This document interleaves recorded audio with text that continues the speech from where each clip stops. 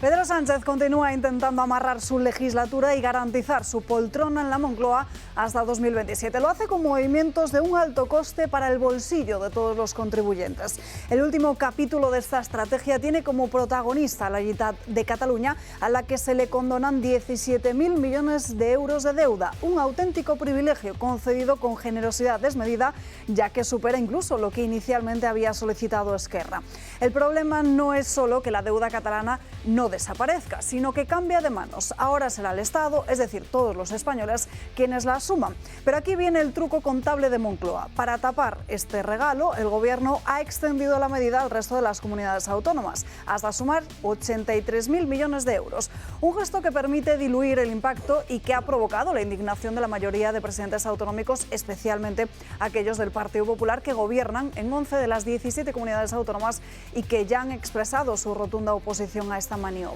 Lo que el Ministerio de Hacienda, en boca de María Jesús Montero, vende como una quita de deuda no es más que un simple cambio de titularidad. El Estado no borra la deuda, sino que la asume, trasladando el peso de la misma a todas las autonomías, incluidas aquellas que han gestionado sus cuentas con prudencia y que no han necesitado recurrir al Fondo de Liquidez Autonómica.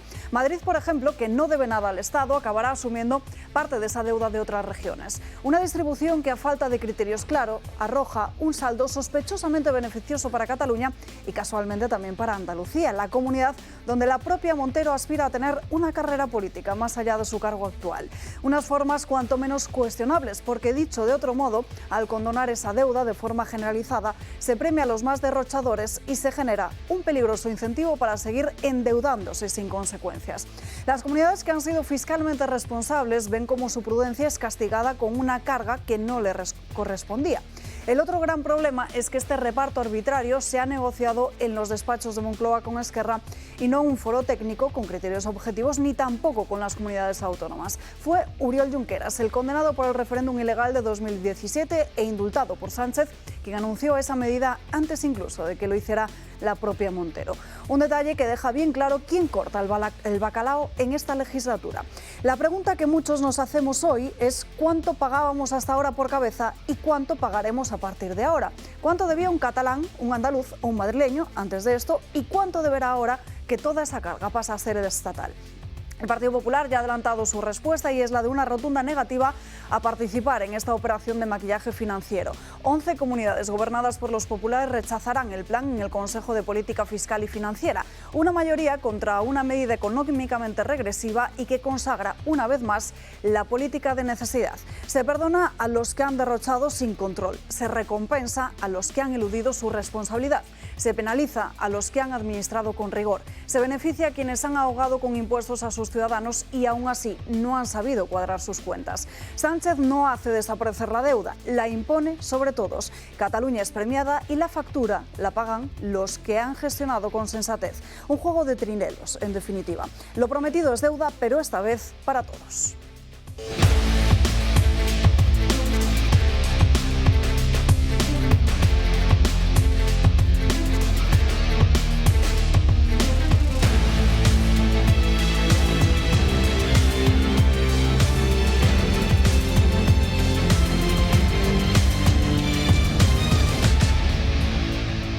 Buenos días, comenzamos este martes día 25 de febrero aquí en Dando Caña, celebrando en el santoral del día de hoy San Valerio de Astorga. Muchísimos asuntos encima de la mesa, ya saben que es martes, toca Consejo de Ministros, veremos en qué termina finalmente esta reunión del Gobierno y quiénes son los principales agraciados de esta próxima reunión, al igual que no hace muchos días les contábamos cómo se habían aprobado 700 millones de euros para los trenes de Marruecos. En fin, lo veremos, muchísimos asuntos encima de la mesa, no solo en plano internacional con la cuestión de Ucrania encima de la mesa, sino también con ese debate acerca de la deuda.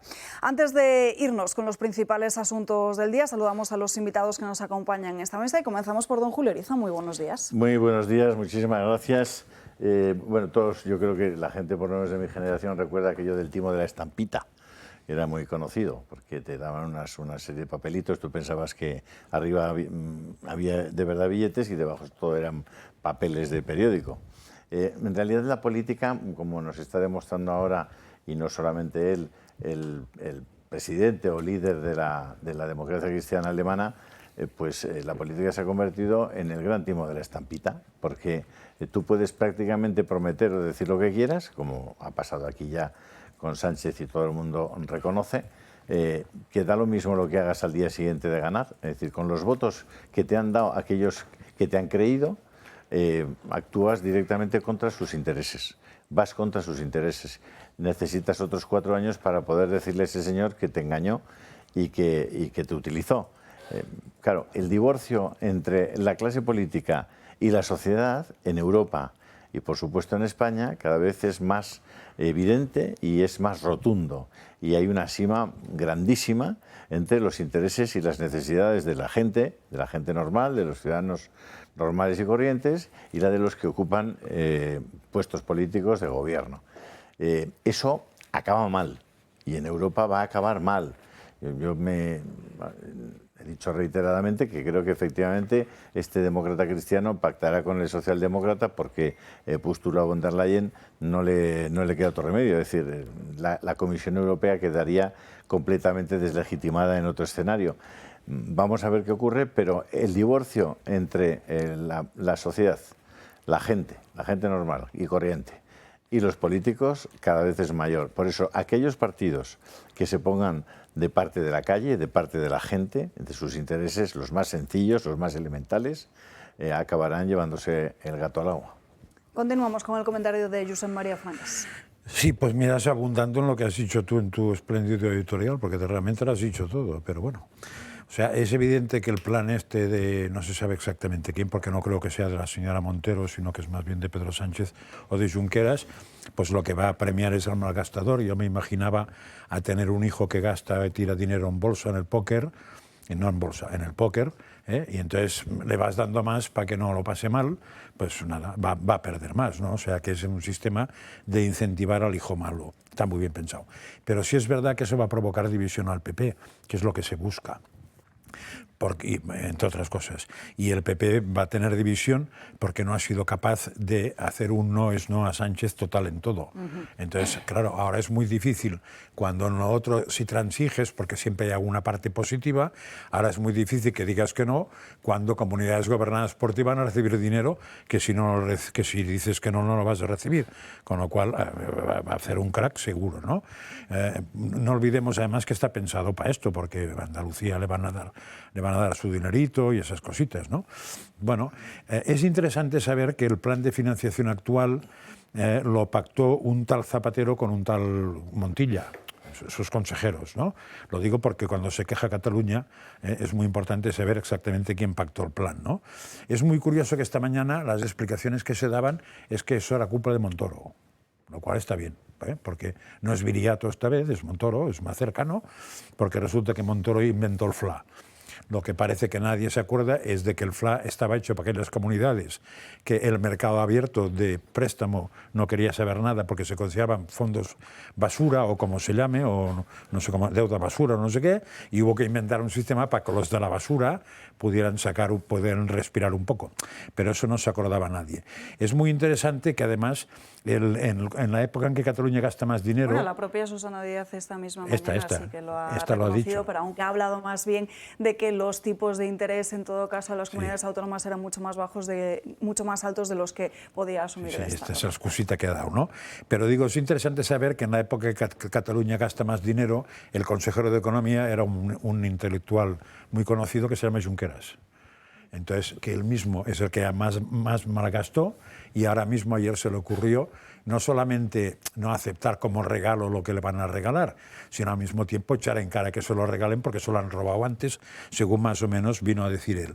Y lo que ya me dejó alucinado, y por eso traigo ese tema a colación, es la explicación económica de la señora Montero, que no sé si será cirujana buena o algo, pero de economía.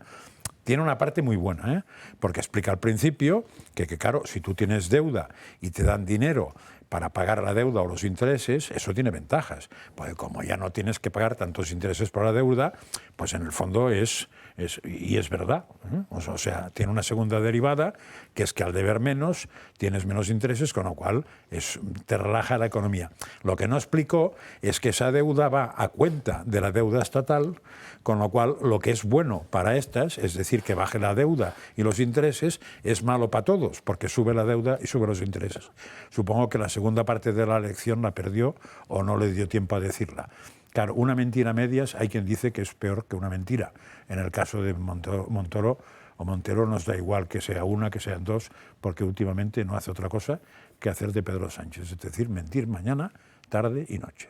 Nos acompaña también en esta mesa y saludamos rápidamente al resto de invitados del día de hoy. Miguel Ángel Durán, muy buenos días. Buenos días. Y también Marcos de Quinto, muy buenos días. Muy buenos días. Antes de empezar con este asunto, contarles una noticia de última hora, porque ya saben que en el día de hoy hay una jornada interesantísima en los tribunales, sobre todo en el Tribunal Supremo, y acabamos de conocer cómo la empresaria Carmen Pano ha confirmado ante el magistrado ese hecho de que efectivamente llevó bolsas con dinero a la sede del Partido Socialista, hasta unos 90.000 euros hasta Ferraz. Aporta al juez instructor el nombre de la persona que la llevó en coche, atención, hasta la sede del Partido Socialista, Álvaro Gallego, chofer y empleado de Claudio Rivas, que por cierto Claudio Rivas también declara hoy, pero si no me equivoco, en torno a las 12:30 del mediodía. Es el socio de Aldama. Que es el socio de Víctor del Aldama, exacto, que está en prisión. Enseguida les ampliamos esta información y vamos ahora con cómo el presidente del Gobierno, Pedro Sánchez, intenta amarrarse la legislatura por lo menos hasta el año 2027. Por un lado, hemos visto que ya tiene garantizados los votos de Esquerra y por el otro, aunque de momento también los de Junts, porque después de este espectáculo que han creado los de Carles Puigdemont con la cuestión de confianza, en el día de ayer, Jordi Turull aseguraba que retiraban esa cuestión de confianza registrada en el Congreso de los Diputados por atender, por supuesto, al mediador, a Francisco Galindo.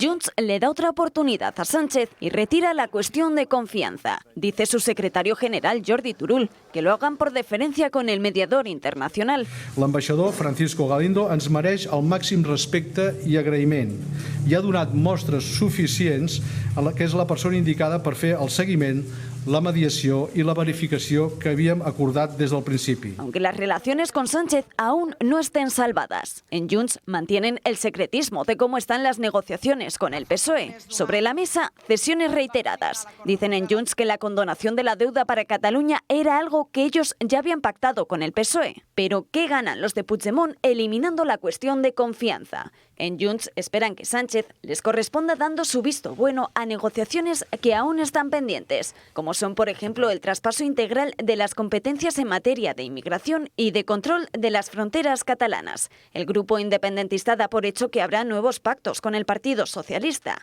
Y en el aire estarían también la cuestión del uso de catalán en la Unión Europea e incluso la aplicación íntegra de la ley de amnistía. En Moncloa se muestran satisfechos con este nuevo acercamiento porque con ello demuestran que el gobierno de Sánchez cumple con todos sus acuerdos. ¿A cambio de qué retira Junts esa cuestión de confianza? Es un verdadero misterio, aunque nos lo leemos. Por su parte, sí sabemos que los votos de los republicanos están garantizados por lo menos unos meses más en el Congreso, después de que en el día de ayer Oriol Junqueras anunciaba ese acuerdo para la condonación de 17.000 millones de euros. 2.000 millones de euros más incluso de lo que pedían los propios republicanos. ¿Satisfecho? N'estem satisfets. Ha anunciado el líder de Esquerra que Sánchez finalmente le perdonará la deuda a Catalunya. Aquest acord és un acord per una condonació de 17.104 milions d'euros, en concret 17.103,95. No serán 15.000, sino más de 17.000 los millones de euros que el gobierno condone a los separatistas. Y 2 puntos más de lo que se habría acordado en un inicio. D'un deute injust, d'un deute que mai no hauria d'haver existit. Es decir, un 22% de la deuda del FLA, el Fondo de Liquidez Autonómica que le corresponde a la Generalidad. Y porcentaje, insisten en Esquerra, que equivale a lo que Cataluña invierte anualmente en materias como educación o en sanidad. Lo cierto es que la catalana es la comunidad autónoma que más debe al Estado, más de 70.000 millones de euros. El acuerdo con el grupo separatista es parte, de hecho, del pacto firmado con el PSC para que Salvador Illa se convirtiese en presidente de la Generalidad. Y la quita de la deuda se suma a los millones que el Estado se comprometió para la mejora de la red de rodalíes, la gestión de becas y el Fondo Anual de Investigación. Resultado de este acuerdo es también que la plantilla de los Mossos de Escuadra se vaya a ampliar hasta los 25.000 efectivos hasta el año 2030. Y todo para que así la Generalidad de Cataluña pueda hacer frente al control de la red de puertos y aeropuertos del Estado que Sánchez había negociado también con Junts. Para camuflar precisamente esa condonación de la deuda a Cataluña, salía inmediatamente después María Jesús Montero asegurando que el Estado iba a asumir esos 83.000 millones de euros, algo con lo que Alberto Núñez Feijóo no está de acuerdo y adelanta que los presidentes autonómicos del PP votarán en contra. Los presidentes del Partido Popular van a votar que no a la desigualdad, a que se premie la mala gestión, a los privilegios y a la compra de la presidencia del Gobierno con pago en efectivo del dinero de todos los españoles a los independentistas. Un esfuerzo sin precedente que realizamos desde el Gobierno de Pedro Sánchez en beneficio de todas las comunidades del régimen común, insisto, todas tengan o no tengan deuda con el Estado. Es muy grave que el Partido Popular rechace la condonación de 8.644 millones de euros de la deuda de la Comunidad de Madrid. Por tanto, es un buen día para nosotros, no lo creo que sean para otros. Bueno, veremos si finalmente el Partido Popular se mantiene firme y no se traga este sapo que ha anunciado Moncloa en estos días, Marcos. Sí, bueno, para empezar, quería hacer referencia a la negociación de Junts con el Estado español. Lo que negocian me da absolutamente igual. Yo creo que el hecho de negociar es absolutamente una vergüenza y es humillante. Que un Estado soberano, que una vez fue un imperio, como es España, esté negociando en Suiza con un delincuente. Y encima con un salvadoreño, un diplomático salvadoreño, ahí como de igual a igual. Entonces esto es absolutamente repugnante. Y yo creo que se le debería de caer la cara de vergüenza al gobierno español el estar haciendo esto. Respecto al otro, efectivamente, yo espero que la negativa, incluso aunque no sirva de nada esa negativa, porque como el gobierno tiene la mitad de los votos, solo basta con que una autonomía diga que sí para que eso vaya adelante, pero es un tema de principios, porque esto es absolutamente una vergüenza. Esto es como si en una comunidad de vecinos hubiera un vecino que en vez de pagar la comunidad y de pagar las derramas, pues está dejando a deber dinero, porque se lo gasta en el bingo, me da igual en el bingo que en embajadas o en otro tipo de cosas, o lo está robando, y deja una deuda muy grande a la comunidad, y de repente la comunidad dice, oye, vamos a hacer tabla rasa, y aquí nadie debe nada de dinero, el dinero que debe este hombre lo asume la comunidad y lo voy a prorratear entre todos los vecinos, la mayor parte que han cumplido. Entonces esto es lo que se está haciendo, esto es una sinvergonzada también total, que es comprar de nuevo con el dinero de todos los españoles unos días más, unos meses más en la Moncloa por parte del sinvergüenza que está en estos momentos en la Moncloa. Y eso es absolutamente insufrible. Y por otro lado, hay que decir estupideces que está diciendo María Jesús Montero, con la cual yo en algún momento en el Congreso he tenido mis debates, donde dice que esto es bueno para todos. Es decir, gastarte más del dinero que tienes, tener una deuda muy grande, y que luego esa deuda que no se condona se endosa al resto, ¿eso es bueno para todos? Pues oye, bien cogido el mensaje. Yo lo que tendría que decir a la Comunidad de Madrid, oye, gastaros todo el dinero y más, o el triple de lo que estáis recaudando, no deis dinero a nadie porque es bueno para todos y que luego nos lo perdonen. Y vamos a hacer una bola todavía más grande de la deuda que en estos momentos está absolutamente desorbitada. Y todo esto pasa, y lo voy a decir sinceramente, todo esto pasa porque nosotros no tenemos aquí una legislación electoral como tiene Alemania. En Alemania, para entrar en el Bundestag, tú tienes que tener un corte del 5% de los votos totales nacionales. En el caso de Ciudadanos estábamos proponiendo que fuera un corte en el 3%, no tan exagerado como el de Alemania. Pero si aquí hubiera un corte electoral del 5%, no tendríamos a estos independentistas de voy a callarme, no estamos en horario infantil, y nos quitaríamos todos estos problemas de encima. Y eso es lo que habría que hacer, un compromiso para hacer un cambio de la ley electoral inmediatamente y quitarnos a todos estos que están lastrando a España. Sí, pero Marcos, mira, eso solo se puede hacer si el PP y el PSOE se ponen de acuerdo. Y nunca han querido. Y cuando preguntabas en privado por qué, te lo decían muy fácil. Es mucho más, te decían, es mucho más fácil comprar al PNV o comprar a Convergencia que negociar con el PSOE, te decía el PP. Y el PP te decía, y el PSOE te decía lo mismo. Perfecto, es mucho más fácil entonces comprar. A lo mejor no hay que votar a estos. Miguel Ángel. Así de simple. O sea. Yo creo que es más o menos como cuando una gran empresa compra al sindicato, ¿no? Más o menos. A ver, lo primero que quería decir es que esto es un regalito, un nuevo regalo del gobierno para mantenerse en el poder, hasta el punto de que a mí, sinceramente, el señor Junqueras, cuando realizaba ese anuncio de esta regalía, me parecía un niño de San Ildefonso, eso bien alimentado, eso sí. Entonces, lo que sí que me parece importante señalar es que los ciudadanos catalanes que no piensen en absoluto que todo esto les beneficia para nada a los ciudadanos, a ninguno de ellos. Esto exclusivamente va a beneficiar a los políticos catalanes para que sigan mamando del presupuesto, tanto ellos, sus familias, sus enchufados, y para que sigan cobrando sueldos que no cobrarían nunca en el sector privado.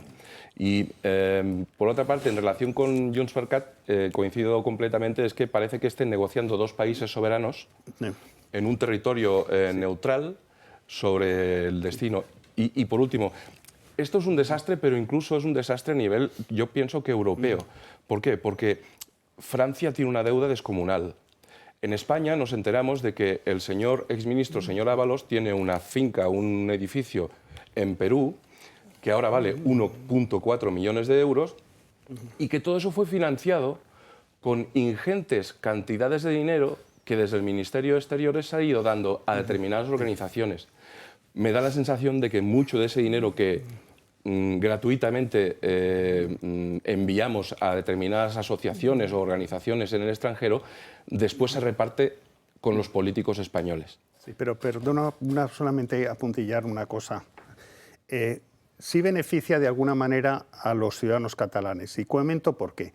Porque los ciudadanos catalanes que han votado a esta gentuza para que gobierne Cataluña, han votado a gente que derrocha el dinero, que se paga embajadas, que se paga una policía autonómica, que se paga chiringuitos, que se paga una TV3, que está absolutamente comprando todos los medios por decisión de los ciudadanos catalanes que han votado a esta gente. Los ciudadanos madrileños no hemos votado eso. Nosotros hemos querido votar un gobierno con menos consejerías, un gobierno pues mucho más pequeño, más dimensionado, no queremos tener embajadas por ahí fuera, no tenemos una TV3, no tenemos todas esas cosas, porque es la decisión de los ciudadanos madrileños. Lo que sucede con lo que están haciendo es que la mala decisión de los ciudadanos catalanes, en vez de tragársela a ellos, que es lo que tendrían que hacer, ahora nos la están poniendo a los ciudadanos madrileños que no hemos votado eso. Eso es lo que es absolutamente infumable. Y luego, por otro lado, lo que comentabas de Perú, como comentaba al principio, resulta que todos los martes que hay Consejo de Ministros es un poco como la Bonoloto, como los ciegos. Se ve quiénes son los premiados por parte del Consejo de Ministros y tal. Y para esto hay que seguir a Pablo Cambronero, que efectivamente se está viendo todas aquellas partidas que son a distintas ONGs, que vienen a través de la AECID, que van dándose, regalando dinero, 300.000 euros aquí, 400.000 a esta organización del Salvador, a esta de Honduras, etcétera. Y al final hay que ver quiénes son esos agraciados hoy, porque al final mi sospecha es que la banca siempre gana, y siempre ganan algunas cuentas que están en República Dominicana que utilizan esas ONGs y tal. No sé si eso será así o no, pero entre tanto no demuestren con transparencia que no es así, yo siempre sospecharé que a través de todos esos fondos que se están dando, el dinero llega a determinadas cuentas. Y hay una prueba, que es el edificio de Ábalos. El edificio de Ábalos es ya una prueba. Ahora nos vamos con Ábalos, pero efectivamente, como bien señalaba Marcos, no solo ver también quiénes son los agraciados, sino también, como nos contaba el propio Pablo Cambronero hace apenas unos días, la forma en la que se hace, que también es bastante sospechosa. Julio. Bueno, a ver, que esto de las deudas de un Estado y de todos los componentes, todos los que están dentro, que pueden efectivamente contraer deudas, es suma cero. Es decir, que si tú no lo pagas, lo paga el otro. O sea, aquí no es que de repente viene una hada madrina y no. Cambia de manos. Es decir, el FLA, el Fondo de Liquidez Autonómica, que es una cosa que creó Mariano Rajoy, por una cosa tan penosa como que las comunidades autónomas ya no tenían las garantías suficientes para poder pedir dinero prestado para atender sus necesidades perentorias. Algunas. En el caso de Cataluña no podía acudir a los mercados. Entonces les dijo Rajoy, tranquilos, se lo vais a poder pedir a esta cosa, al FLA. Es decir, Fondo de Liquidez Autonómica. A todos. Y el escándalo de los bonos patrióticos, acuérdate, que por poco dejan a la gente sin el dinero y tuvieron que rescatarlos. Claro. Esta gente, primero, el control del gasto público no existe. Simplemente, es decir, no tiene límites. Nadie ha establecido por ley, como debería ser y como es en muchos países, que tú puedes gastar lo que ingresas. Oye, si te espabilas para ingresar más y tienes un pueblo y una población que te soporta una presión fiscal cada vez más incrementada, bueno, oye, pues ole tus... Pero si no es así, tú lo que no puedes es estirar más el brazo que la manga. Tienes que contener tus gastos. Y además, que tus gastos sean transparentes. Ese probablemente es una de las piezas claves en una democracia. Es decir, no existe una democracia plena ni una democracia, digamos, real si no hay un control del gasto público y una transparencia en la ejecución de esos gastos. Por tanto, en España no existe una democracia auténtica y verdadera. Y por otra parte, Cataluña y el pacto este, que además, este es un pacto al que llegaron hace un año. O sea, cuando forman el gobierno, Esquerra Republicana pone como condición que se le condonaran, es decir, se le perdonaran 15.000 millones. Al final han sido, en el paso de un año ha ido creciendo y han conseguido 17.240. Nos da lo mismo el precio final del acuerdo, porque esto no se trata de que... Es decir, los catalanes van a pagar la cuota parte que les corresponda del conjunto de la deuda que tienen todos los españoles, ni más ni menos. Lo que pasa es que el gobierno catalán va a disponer de una cantidad de intereses que no van a tener que pagar y que van a poder dedicar a otras cosas. El problema, lo decís vosotros, es que a qué cosas el gobierno catalán dedica ese esfuerzo económico, que es el de todos los catalanes y el de todos los españoles. Bueno, si no hay comunidades autónomas, porque está bien que Feijóo anuncie que esas comunidades van a votar en contra. Es decir, si no hay comunidades autónomas que ponen pies en pared, como vuestra asociación, Marcos, que ponen pies en pared y dicen, hasta aquí hemos llegado, esto no es correcto, esto no es equilibrado, esto es arbitrario, esto es injusto, y de verdad ponen los medios para que esto no llegue a término, o realmente el Estado lo están haciendo añicos. Ya lo están haciendo añicos por otras razones, pero está saltando por los aires la solidaridad interregional y la homogeneidad y el sentido de pertenencia a un proyecto común. Nos vamos a ir a la primera pausa de publicidad del día de hoy, pero antes, comentario breve de Muy rápido, es que hay una segunda trampa aquí, porque parece ser que lo que se va a aprobar es que ese dinero lo puede legar a aquellas comunidades que no bajen impuestos, con lo cual estaría excluido Madrid, estaría excluido Andalucía, estaría excluido, etc. Y la última cosa muy rápida. Una de las condiciones de cualquier ley de financiación autonómica siempre se pone una, que es la corresponsabilidad fiscal.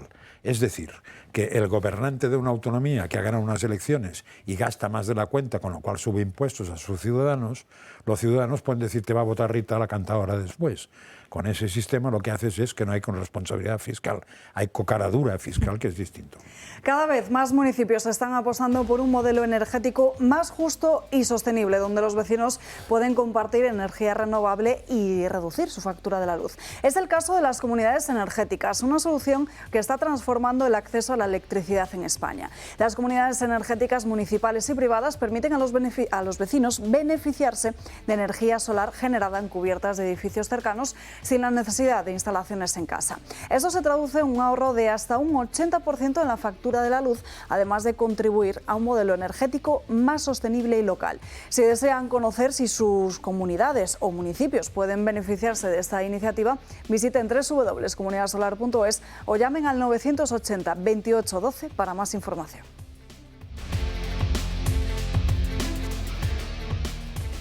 Ya Estamos de vuelta andando caña, pasan 2 minutos de las 12:30 del mediodía, las 11:30 en Canarias. Y atención, porque en pleno caso Monedero, con toda la polémica de la gestión que realizó Podemos, Yolanda Díaz esta misma mañana no, en el día de ayer por la noche, aseguró ser víctima de machismo.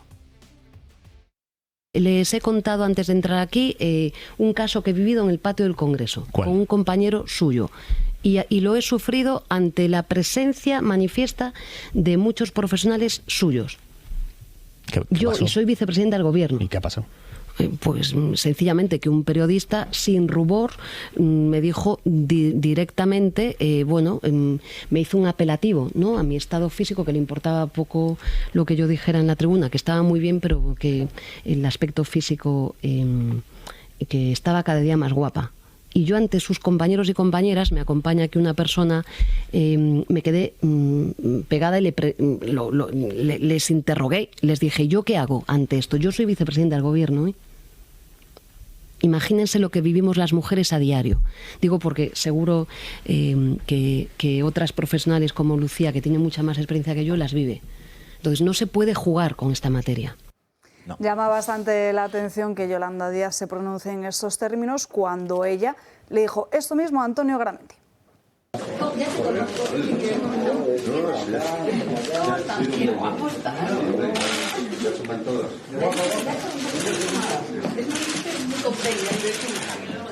Quiere comentarlo Miguel Ángel Durán, yo creo, ¿no?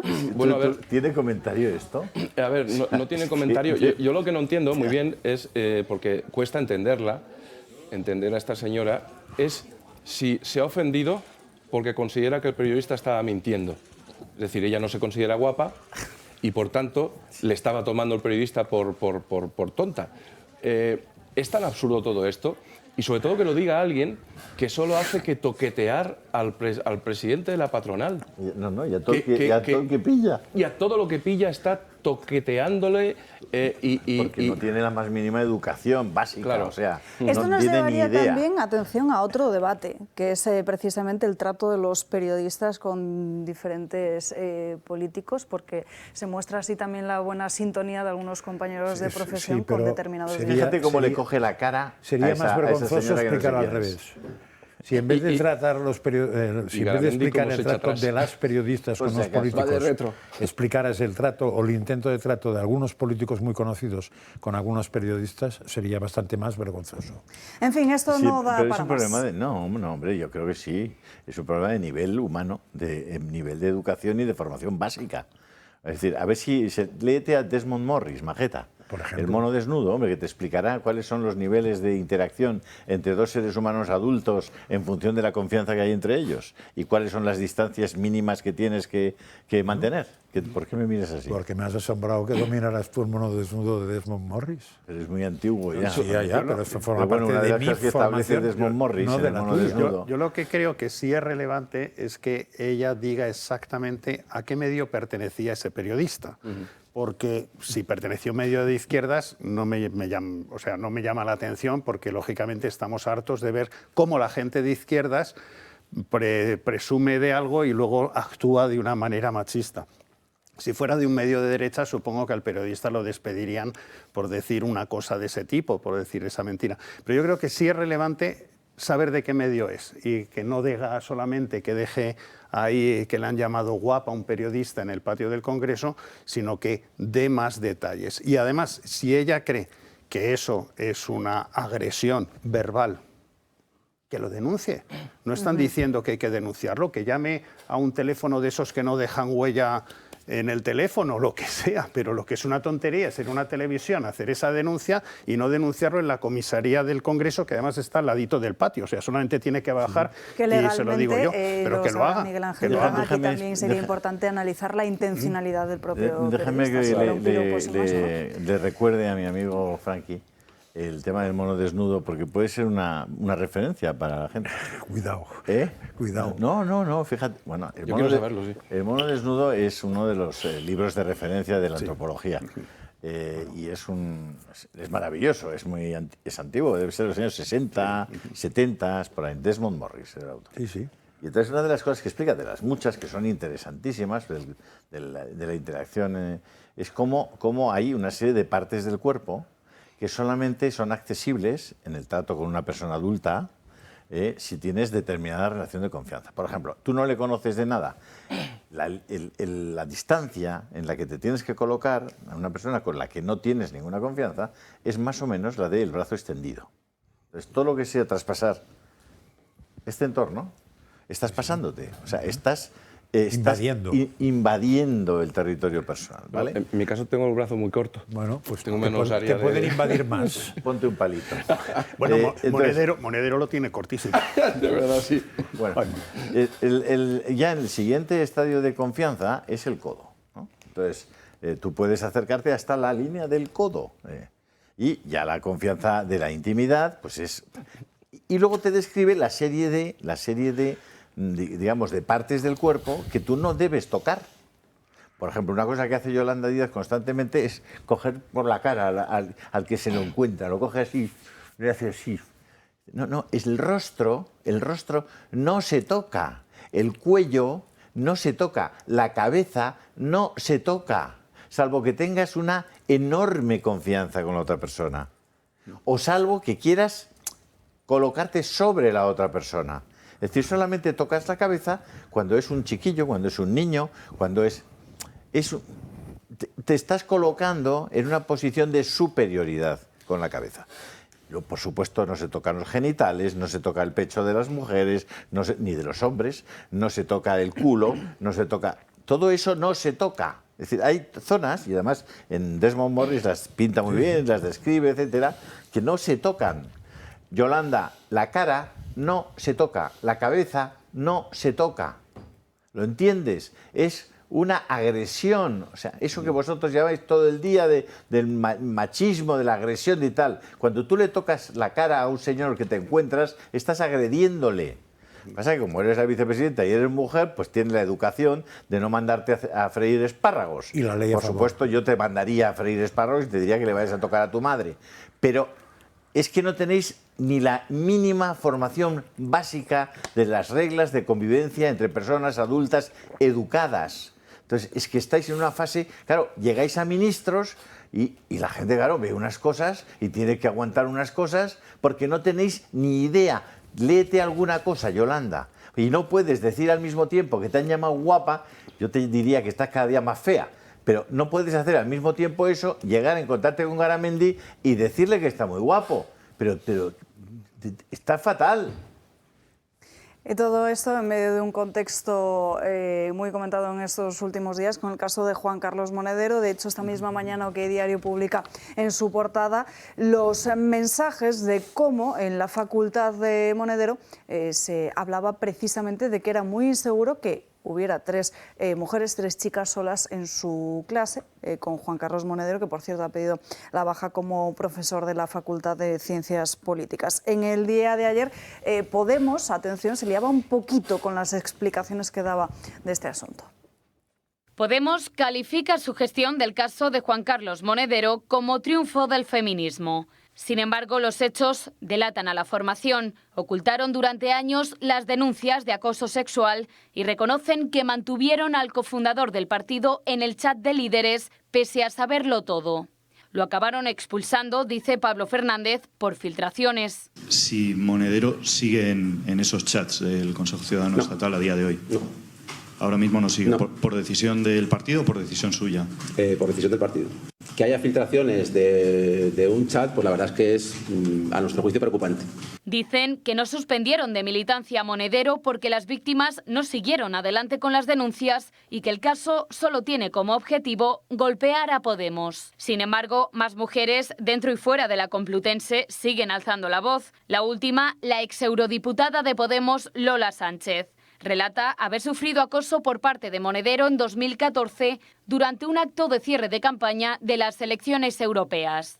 O sea, él no te seduce, él te arrincona, él se mete en tu espacio personal, te toca, te toquetea, primero te pone la mano en el hombro, pero luego va bajando. La secretaria general de los Morados, Yone Belarra, sigue presumiendo de la actuación de su partido. Sostiene que Podemos actuó en cuanto supo de las denuncias, es decir, septiembre de 2023. Sin embargo, Lola Sánchez relata haber sufrido acoso en 2014 y Monedero siguió yendo a actos de partido en los años posteriores e incluso ha encabezado manifestaciones del 8M. Dicen que creen a las víctimas, pero ni suspenden de militancia a Monedero ni inician una investigación interna. Mientras, Yolanda Díaz reconoce que el caso hace mucho daño a la izquierda. Sin embargo, Ernest Urtasun rechaza hacer del caso Monedero una pelea partidista porque lo que quiere, dice el portavoz, es la unidad electoral de la izquierda. Jamás vamos a entrar en, cuando hay casos de denuncias de agresión sexual, en utilizar estos casos de forma partidista. Esto nosotros nunca lo vamos a hacer. En cualquier caso, parece que en la izquierda no se salva a nadie, porque Irene Montero ha mostrado una absoluta pasividad ante los testimonios de acoso sexual contra quien fue su compañero. ¿Acaso a la izquierda solo le conviene ser feminista cuando no está en juego su proyecto político? Y vean de qué forma defendía en su momento Yone Belarra después de haber conocido esas denuncias a Juan Carlos Monedero. Para que consten en el diario de sesiones los nombres de algunas de las personas víctimas del lawfare del Partido Popular, personas que, independientemente de su adscripción política, han sufrido en nuestro país la criminalización, la persecución y la represión por ser de Podemos, por ser independentistas, por ser antifascistas, por ser activistas, por ser feministas, anarquistas, ecologistas, por cantar contra la monarquía o simplemente por ser demócratas y perseguir la paz. Al final, por defender el avance en derechos y la democracia frente a quienes quieren que nada cambie en España. Pablo Iglesias, Irene Montero, Isabel Serra, Victoria Rosell, Pablo Echenique, Juan Carlos Monedero. Bueno, pues parece que las víctimas eran otras y los agresores presuntamente se taparon por ser de Podemos. Marcos. Sí, bueno, yo en primer lugar yo intuyo que esta dimisión de Monedero, que ha dejado su cargo en la Universidad Complutense de Madrid, lo ha hecho simplemente para parar la investigación que se estaba llevando a cabo dentro de la universidad. Sí, porque no es dimisión, Exacto. Apartarse una temporadita. Apartarse y, bueno, entonces lo frenará. Pero, bueno, lo que sí es curioso es que desde la izquierda siempre se ha estado animando a las mujeres a denunciar. Denuncia, porque muchas mujeres no denunciaban por problemas. Y entonces, en este caso, no las animan a denunciar. Resulta que supuestamente las han animado a lo contrario y como ya no han denunciado, pues entonces todo ha seguido igual. Y yo lo único, sí tengo una recomendación para Monedero, que de alguna manera imite al Partido Socialista, que cuando le entren esos calores, que vaya con profesionales, como hacen los del Partido Socialista, y que no vaya con alumnas ni vaya con compañeras de trabajo, porque eso es muy feo. Y si puede ser que se lo pague él, no como el Partido Socialista. Sí, por cierto, también, eso ya sería demasiado. Pagárselo yo también como a los otros, pero ya ya mejor, sería ¿vale? demasiado, pero de todas maneras te doy la razón. Si se lo paga él, todavía mejor. Querría señalar que la hipocresía de Podemos y de Sumar, puesto que de todo esto nos estamos enterando porque están peleados. Es decir, que esto haya salido a la luz es consecuencia de la confrontación política entre estos dos partidos. El de los de la señora, no sé si llama la guapa fea o medio pensionista, y Podemos. Otro elemento que me parece a mí relevante es la universidad. ¿Desde cuándo conoce estas conductas? ¿Cuántas denuncias se han producido en todos estos años? ¿Y a cuántas denuncias sobre el señor Monedero le han dado carpetazo? Porque eso podría ser incluso constitutivo de alguna infracción, incluso penal. Y por último, en relación con la propuesta que realiza respecto de que el señor Monedero tal vez debería acudir a servicios pagados en lugar de meterse en estos líos, señalar que hoy mismo ha salido en medios de comunicación que hay incluso una página web de prostitución que se anuncia con el lema de «Aquí están las preferidas del ministro», refiriéndose a Ábalos. O sea, que la política y la prostitución parece que tienen todavía mucho recorrido. Es un enfoque interesante. La de algunos Sí, partidos. Sí, sí. Porque ¿Según qué partidos? Porque Sí, hay perdón, otros partidos que están enfrentados, pero de esos tipos de trapos sucios Bueno, no se los es sacan. publicidad aspiracional. Sí, ¿no? sí, sí. Sin duda. En fin, Julio, ¿qué estás contando en tu canal de Telegram? Que ya no nos hablas nunca de él. No os hablo porque es que estoy agobiado. Pues mira, quiero felicitar a nuestros compañeros de Negocios Televisión porque una empresa española y una televisión española, como Negocios Televisión, que emite en el canal 140 de Movistar, además de emitir por YouTube, en los últimos 30 días, en las mediciones que hace YouTube, es líder en el mundo por delante de Fox Business y de la CNN, con 153 millones de views. Es decir, que haya periodistas y personas, gestores en España capaces de poner en marcha una televisión como Negocios Televisión y conseguir el liderazgo mundial en YouTube, me parece pues que vale la pena resaltarlo. Y yo, como no soy nada envidioso y me gusta que todos los demás colegas sean muy buenos, lo hagan muy bien y les vaya muy bien, pues les felicito desde aquí y además animo a la gente que no lo haya visto que lo mire en Movistar en el 140 o entre simplemente en Negocios TV, que me parece que tienen 1.900.000 suscriptores en YouTube, aparte de los 150 millones de visualizaciones. Se puede ver a través de móvil. En móvil tienes una aplicación que se llama Negocios TV y la puedes ver cuando quieras. No hace falta estar en Movistar. Sí. Pues eso, pero estoy contando más cosas, ¿no? Porque realmente la actualidad nos está comiendo. Especialmente y específicamente estoy dedicando mucho al tema de las negociaciones de paz que está impulsando Donald Trump y que parece que van por muy buen camino y además a una velocidad importante.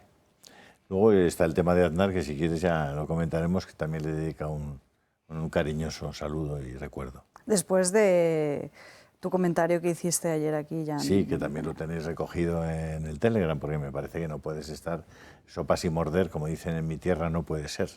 No puedes estar defendiendo los intereses del señor Murdoch y los de una gran tabaquera, de esas que sabes que fumar mata, ¿no?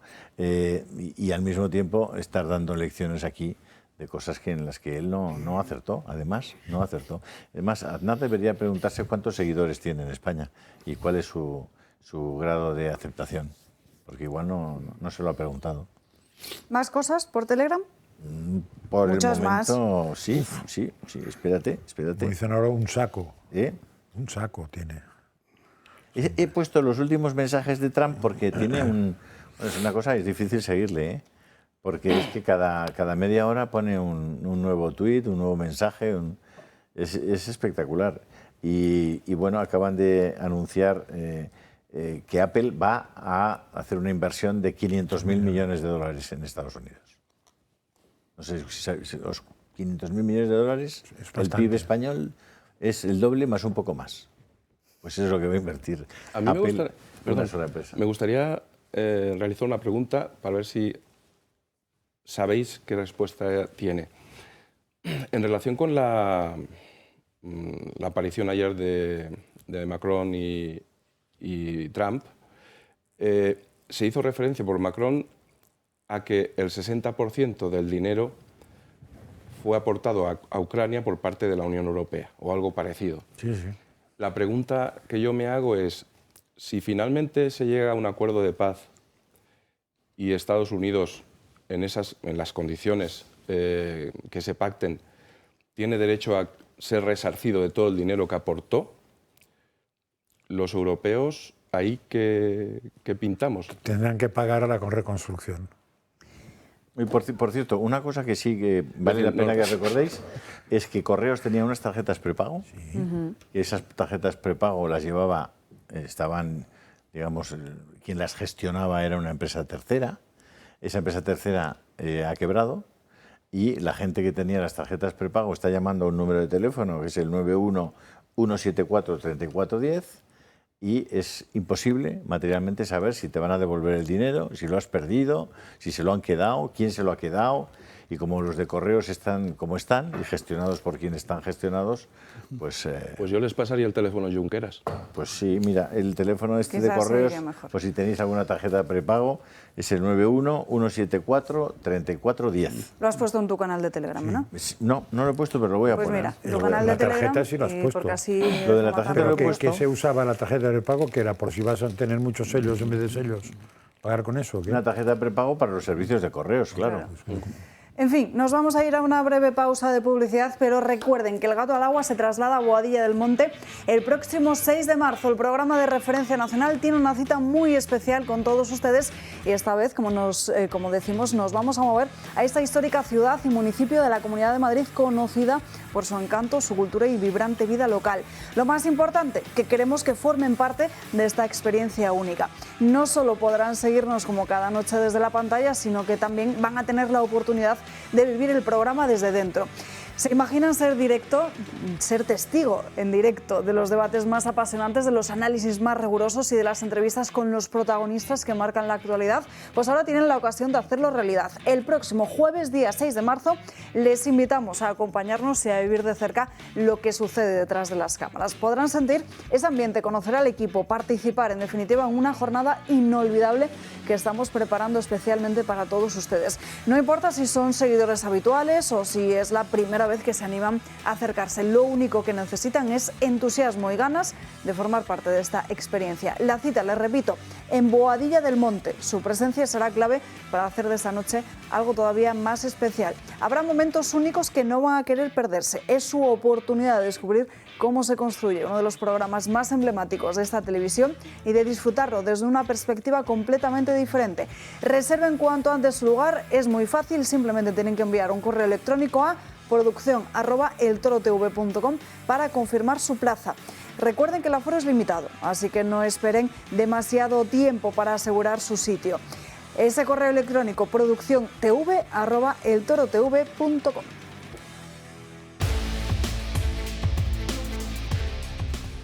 Ya estamos de vuelta en Dando Caña, nos vamos acercando a la 1 en punto de la tarde. Ya saben que a esta hora se produce la reunión, la rueda de prensa posterior a la reunión del Consejo de Ministros. Enseguida les contaremos si están diciendo algo interesante, sobre todo en lo que se refiere a cuando los compañeros periodistas preguntan. En estos momentos Ana Redondo, también comparece Pilar Alegría y el propio Óscar López. Por cierto, interesantes las preguntas que se les puedan plantear hoy en esa rueda de prensa, porque como saben, Carmen Pano, la empresaria que estaba citada a declarar en el Tribunal Supremo, ha confirmado que entregó 90.000 euros de dinero en efectivo, en bolsas, en la sede del Partido Socialista en Ferraz, en un día en el que también declara el que fuera subsecretario de Transportes con José Luis Ábalos e incluso el propio hijo de José Luis Ábalos, Víctor Ábalos, que también está en todo este meollo. Enseguida se lo contamos, pero antes de todo ello, francas preguntas. No, esas cosas que me gusta ¿Qué recordar. quieres saber, Frankie? ¿Os acordáis que esto de los 90.000 euros, sí, cuando no se supo qué empresaria era, Feijóo convocó una reunión de urgencia de todos sus varones un sábado para hacer una denuncia sin saber más que la prensa de que alguien había dado y fue desestimada? Lo digo porque esto, claro, si lo hubiera hecho ahora, igual no sería desestimada. O sea, lo de ser imprudente es importante no serlo, y más en el caso de un señor que más bien es súper prudente, con lo cual no sé qué le pasó aquel día o no sé qué le dieron, porque que no se mueve para casi nada. Un sábado, además. Corrió un sábado para hacer un show. En fin, nos vamos con las crónicas de Manicomio de Gabriel Serrano. Gaby, muy buenas tardes. Muy buenas tardes, Salva. Luego tomaremos el hilo que ha dejado Julio al principio y tengo una sorpresita. Y me dejarás contarte un chiste. Yo si me pongo voy a contar, no son chistes, Salva, son reflexiones. Pero bueno, vamos a ponernos un poco serios porque vamos a ver unas imágenes muy duras, porque hace unos días fueron decapitados 70 cristianos y previamente fueron secuestrados en el Congo por uno de los grupos del Estado Islámico más sanguinarios del país, que se llama Fuerzas Democráticas Aliadas. Y esto ocurrió en una aldea que se llama Maiba, que es en la República Democrática. Primero estaban maniatados y fueron decapitados, y entre ellos había ancianos y niños. Claro, estamos viendo cómo los ataques a los cristianos, y esto también es como un punto para decir, oye, los cristianos están siendo perseguidos y la fidelidad que están mostrando ante en estos momentos, pues al resto debería hacerlo más fuerte, y también un paso para intentar que esto termine, básicamente. Claro, los cristianos muchas veces ha sido mencionado aquí que es el grupo religioso más perseguido en todo el mundo, y entre octubre de 2023 y septiembre de 2024 fueron asesinados más de 4.000 cristianos, básicamente por su fe, según un informe de Puertas Abiertas. Y Nigeria, en el Congo están viendo imágenes en estos últimos meses bastante duras, y junto a ellos en Nigeria es el país más afectado, con 69% de todos los asesinatos, más de 3.100 fueron allí en el país. Y claro, los cristianos están siendo masacrados, las mujeres están siendo secuestradas, violadas y muchas de ellas convertidas a la fuerza en muchos países como Nigeria, Pakistán, Sudán, Egipto, Somalia, y lo estamos viendo en diferentes países de todo el mundo. Es que los datos oficiales dicen que 380 millones de cristianos sufren persecución en el mundo. 1 de cada 5 cristianos en África corre peligro y 2 de cada 5 en Asia. Y claro, vemos de dónde viene casi siempre esta persecución, que suele venir del islamismo más radical y de regímenes de los países que evidentemente están contra este cristianismo. Y luego, aparte de otra observación, por supuesto, me gustaría comentaros un poco lo que están viviendo, ¿no?, los cristianos. Y luego también lo hemos mencionado, el silencio que hay, porque esto no abre medios de comunicación, el silencio informativo que hay ante estas masacres, porque parece ser o denota que los cristianos y estos asesinatos no importan, simplemente escogemos los que nosotros creemos que a lo mejor a los espectadores les puede importar, o los que a nosotros consideramos, nosotros hablo como medios de comunicación en general. ¿Estas imágenes de dónde las has sacado? Estos estaban en redes sociales. Sí, en redes sociales del Congo. En X y eso. Porque yo siempre que pasa eso, recuerdo que una vez puse una imagen de esas en Facebook y duró segundos. Y me dijeron, me la quitaron y me dijeron que como insistiera, me machacaban la cuenta por poner pornografía. Pero y no te había sé pasado en Facebook, ¿no? Facebook, sí. Sí, pero esto está en X. Pero no duró ni un minuto, ¿eh? Y además las políticas ahora también han cambiado, no sé cuándo fue la publicación. Pues ahora unos 15 años, 10, Claro, 15 ahora años. han cambiado bastante y sí que hay más permisividad en ese sentido. Yo solo quiero recordar que donde entra el islamismo, quitando la excepción de España, que fuimos capaces de quitarnos al islamismo de encima con la Reconquista, pero donde entra no sale. Y quiero recordar que el Líbano era un país absolutamente cristiano, era la Suiza de Oriente Medio, con un nivel de vida altísimo. Empezaron a entrar islamistas, la población cristiana empezó a convertirse en una minoría, tenía ya que quedarse en casa porque corrían el riesgo de ser detenidos en las calles, y el Líbano pues ahora es un país fallido. Y simplemente que todo este tema del multiculturalismo, pues hay que estudiar y conocer la historia para no ser por lo menos ingenuos y que no tengamos problemas al final del cual arrepentirnos. Y la mayor parte de radicales son gente que ni siquiera los propios países islámicos los quieren con ellos. Y aquí se les está recibiendo con alfombra roja. Si quieres, incluso abundo. Uno coge el Evangelio y aparece Siria, Damasco y todo eso. Las primeras comunidades cristianas fueron en Irak y en Siria, y quedan, me parece que son unos 250 en toda la zona donde empezaron las primeras comunidades cristianas. O sea, fueron pasados por la piedra.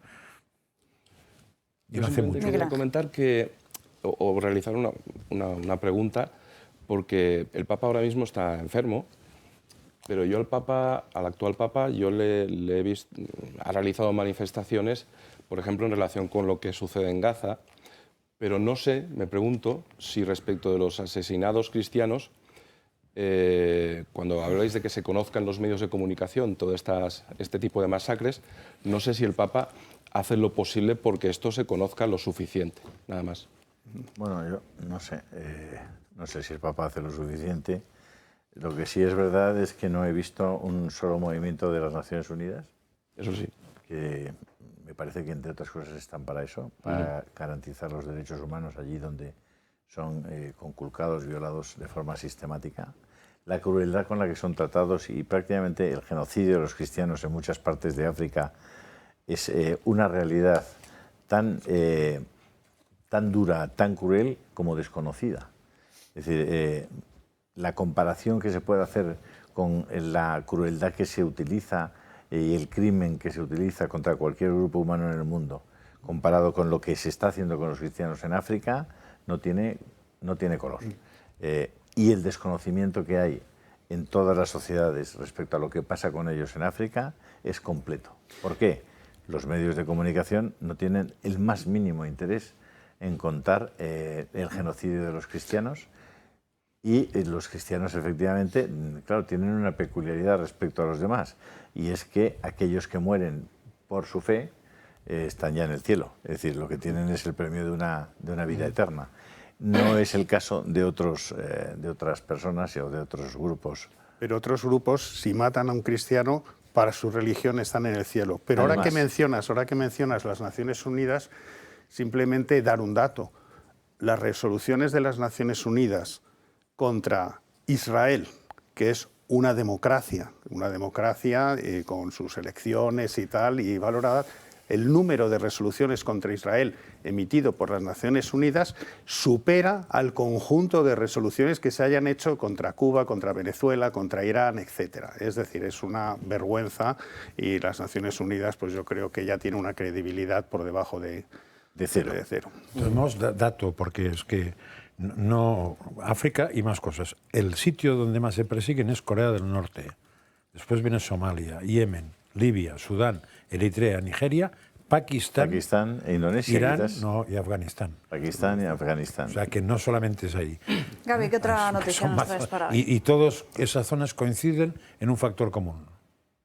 No, y- Que es el Islam. Islamistas. Y también Que no comen jamón, ¿no? Lo que ocurre es que muchas veces, bueno, en periodismo hay la distancia geográfica, ¿no? Que noticias que según donde estén, pues a unos les afectan más a menos, pero que tampoco se está hablando de que también el Estado Islámico ha amenazado con atentar en una catedral española e insta a los lobos solitarios a que produzcan este tipo de atentados. Y esto ha sido recogido por el Instituto de Investigaciones de Medios de Comunicación de Oriente Medio, que ha hecho que las autoridades españolas intensifiquen sobre todo la presencia policial en eventos religiosos y en celebraciones litúrgicas, porque esto forma parte de una campaña que se llamaba Derribar la Cruz, que fue sacada por los yihadistas en el año 2016.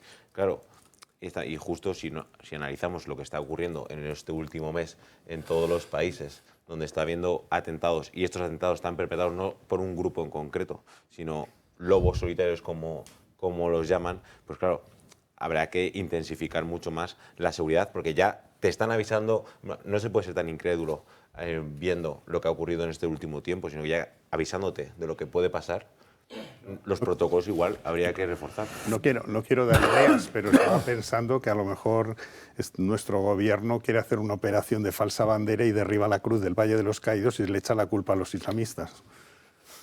No quiero dar ideas.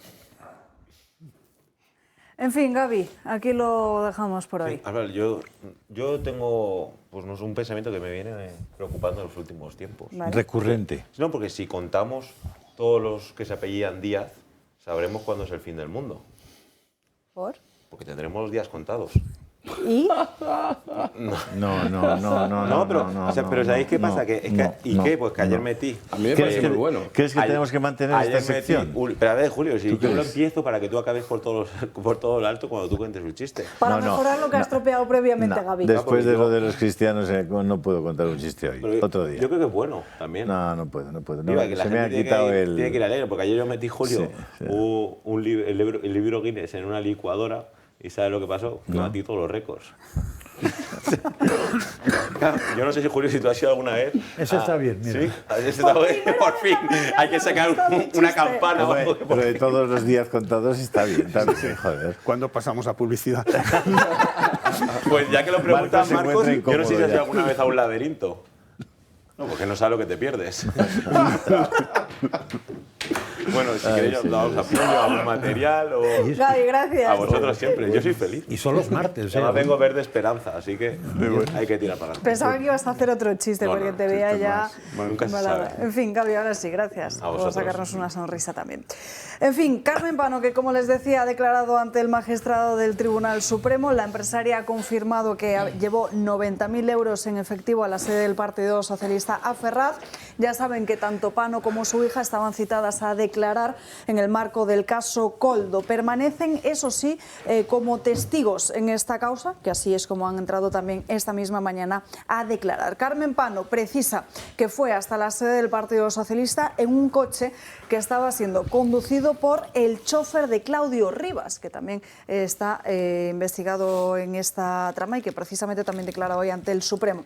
Le llevó el chofer, que fue Álvaro Gallego. Según adelantaba ya The Objective en su momento, Carmen Pano entregó ese dinero a cambio de que Claudio Rivas consiguiera la licencia de la operadora para Villafuel, que es esa empresa con la que habrían estafado presuntamente unos 200.000 millones de euros a la Hacienda.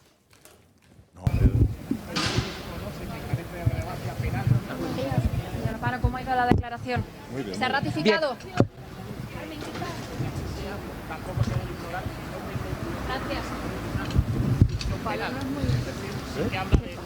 Otro, el Pues chofer que era yo, Carmen Pano estaba citada como testigo. De momento, el magistrado la mantiene también como tal, y como estábamos comentando ahora brevemente en la mesa, un testigo tiene la obligación, Miguel Ángel, de decir la verdad.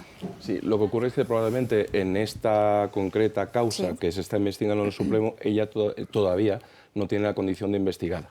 Por tanto, aquí estaba obligada a decir verdad, pero yo entiendo que también le habrán advertido de las posibles consecuencias de lo que diga, es decir, le habrán advertido de todos sus derechos, en todo caso, porque ha ido acompañada de su abogado.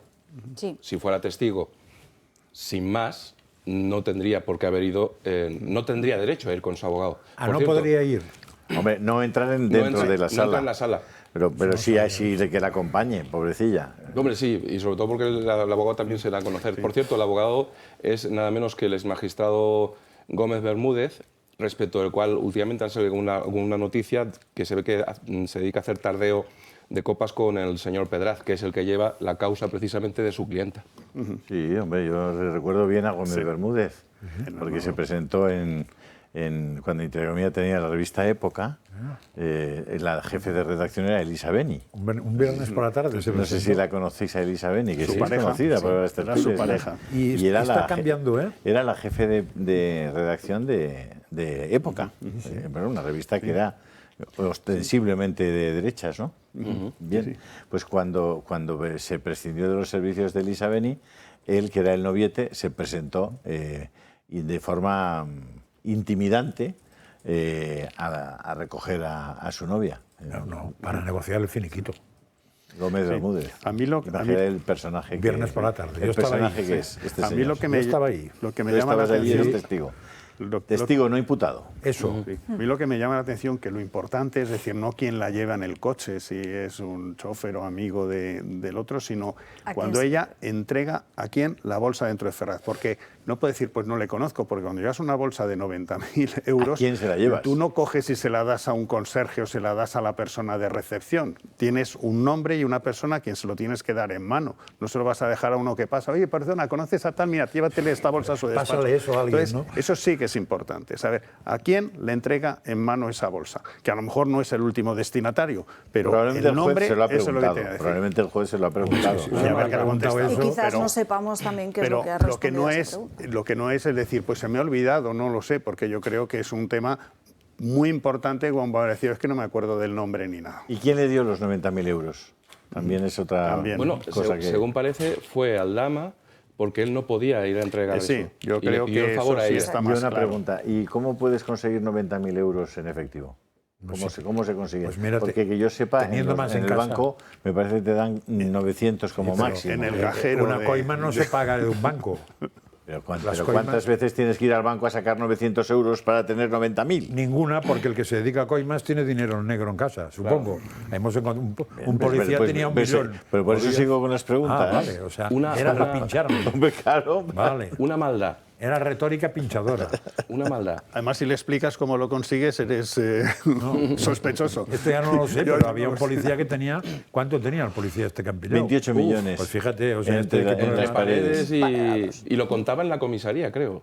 Tenía una contadora de... Ah, perdón. En la propia comisaría. No es que Como Pablo Escobar. alta, Pablo Escobar. Una maldad. La señora Pano indica que quien le llevó a la sede del Partido Socialista fue el chofer Perdón. De Rivas. Pero por ampliar un poquito la información, que era precisamente de lo que hablábamos. Dice que el comisionista le pidió llevar en 2 ocasiones esos 45.000 euros, que lo hizo en la segunda planta de la sede del Partido Socialista y que se lo entregó a un varón que no superaría los 40 años, de pelo corto y un poco más alto que la Dicente. Eso es lo que ha asegurado Carmen Pano esta mañana. Supongo que estarán borrando de la página web del PSOE todos los varones con le darían un nombre, cercioraría que es esa persona y le darían. Ahora que diga que no recuerda el nombre, pues... Es raro. Hombre, también le pudieron decir, oye, preséntate en la segunda planta y di que eres Carmen Pano, porque igual en la segunda planta ya hay alguien ahí que sabe que si viene Carmen Pano, al que hay que avisar es a este. Y usáis la palabra sale, tal, ¿no? Sale y le dice, oye, te traigo esto. Viva España y tal, y el que te conteste grande y libre le da... Si la persona que lo recoge no necesariamente tiene que saber cuál es el contenido, pero lo que sí digo es que esa persona habría que identificarla para que dijera al final dónde ya esa bolsa.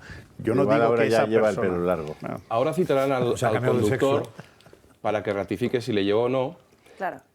El PSOE pondrá en duda el testimonio de este conductor, del chofer. Bueno, ¿y qué? ¿Y si le llevó, qué pasa? Y se le llevó, hombre, que si se pone en cuestión su testimonio, a lo mejor resulta que el chofer no sabía dónde estaba Ferraz y tuvo que utilizar el GPS. Y eso sí que quedaría. Es decir, que a lo mejor ahí, en el móvil del chofer, a lo mejor hay la prueba de que estuvo allí. Y suponemos también las propias cámaras de seguridad de Ferraz, porque todas Carmen destruidas. Pano ha detallado también en qué vehículos había acudido. Primero en uno y en la segunda ocasión, si no me equivoco, ha dicho un Audi, un Q3. Desde Plus Ultra no hay grabación en toda España que tenga que ver con una trama del PSOE.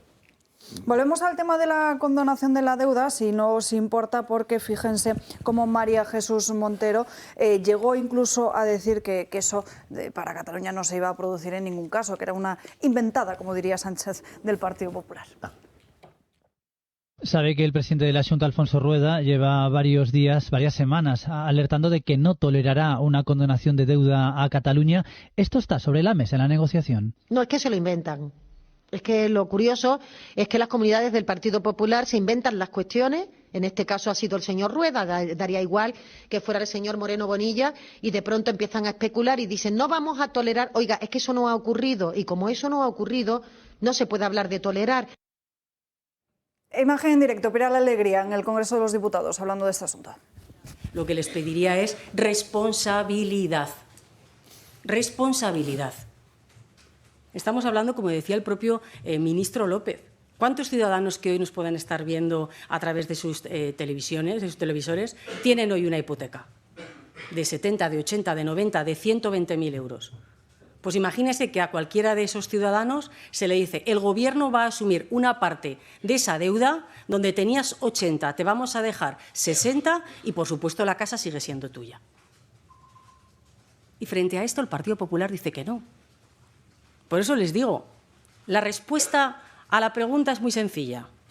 ¿Están con condonar la deuda o están con condenar a los ciudadanos? Y por parte de la pregunta que usted me decía sobre el fiscal, la posición de este Gobierno no ha cambiado sobre esta cuestión. Lo que sí que les puedo trasladar, además el auto lo hemos conocido hace escasos minutos, creo que incluso la propia parte dispositiva de ese auto plantea que se impongan medidas para evitar las continuas filtraciones en este caso. Parece importante que se resalte esta cuestión. Se refiere Pilar Alegría a la cuestión del fiscal general del Estado, porque esa misma mañana el juez ha emitido precisamente un auto donde dice que se destruyeron pruebas, que considera que es una especie de evidencia porque el propio Álvaro García Ortiz pudo avisar en su momento de que hizo esos borrados por seguridad de su teléfono y no tanto tiempo posteriori, además de que no permite a las partes personadas, no les hace entrega precisamente de los informes de la UCO, aunque sí les permite su consulta dentro del propio tribunal. En fin, Miguel Ángel, creo que querías hablar del tema de la deuda. En relación con el tema de la deuda, quería señalar que estos señores, este Gobierno, le condona la deuda a los políticos catalanes, pero no le condona la deuda ni la renta ni el IRPF a aquellos que cobran el salario mínimo interprofesional. Es decir, que los ejemplos que pone esta señora pues realmente no Es que es tan evidente la compra de votos a cambio de nuestro dinero que es increíble. Es que yo no iría ni siquiera por ahí. Lo de las hipotecas es brutal. O sea, esta chica que ha estudiado magisterio, yo he dado clase en magisterio, había gente más lista, dice exactamente que la hipoteca, o sea, que lo que el gobierno dice es bajar la hipoteca a todos, no a todos, no. O sea, lo que se está diciendo aquí es que bajas la hipoteca a los del segundo B para que la paguen los del segundo A, los del tercero B, los del primero, el portero, tal. Esto es, si lo explicas así, igual es verdad. Lo otro es una gilipollez. Vamos a seguir analizando este asunto porque además enseguida conectaremos con Rafael Pampillón, pero antes última pausa de publicidad del día de hoy y enseguida estamos de vuelta para seguir tratando más a fondo este asunto y también para contarles lo de la consulta que desde hoy mismo van a votar diferentes familias en la Comunidad Valenciana por la lengua en los colegios. Todo ello a la vuelta.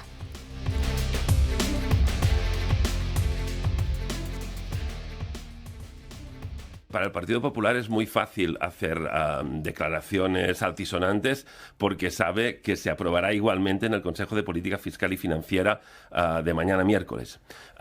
Y se aprobará porque el Gobierno español en dicho Consejo tiene la mitad de los votos y por lo tanto con el apoyo de una sola comunidad autónoma la medida será aprobada. Por lo tanto el PP se puede permitir el lujo de decir que está en contra porque sabe que se va a aprobar igualmente.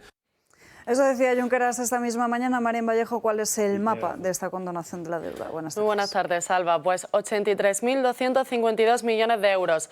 Es la cifra de la deuda pública que el Gobierno quiere condonar a las comunidades autónomas. Esta es la propuesta que María Jesús Montero presentó ayer y que llevará a la reunión del Consejo de Política Fiscal y Financiera de mañana. Esto parte del acuerdo de investidura alcanzado con Esquerra. Reacciones ya ha habido muchas. Las comunidades gobernadas por el Partido Popular, que son la mayoría, rechazan esta medida.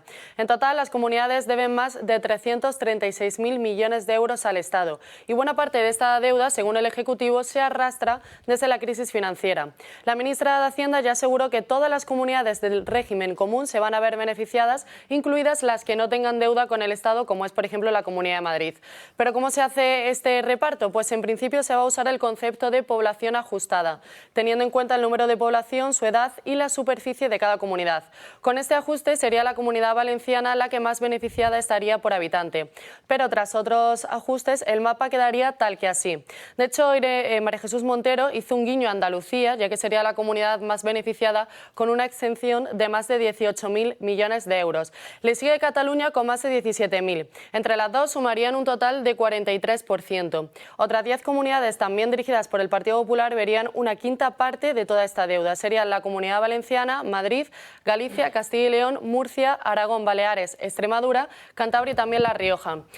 Hay que recordar que en este reparto el País Vasco y Navarra quedan fuera al no tener dentro del sistema del régimen común. Sin embargo, María Jesús Montero también podría tener un plan para ellas para que se les compense de una forma similar.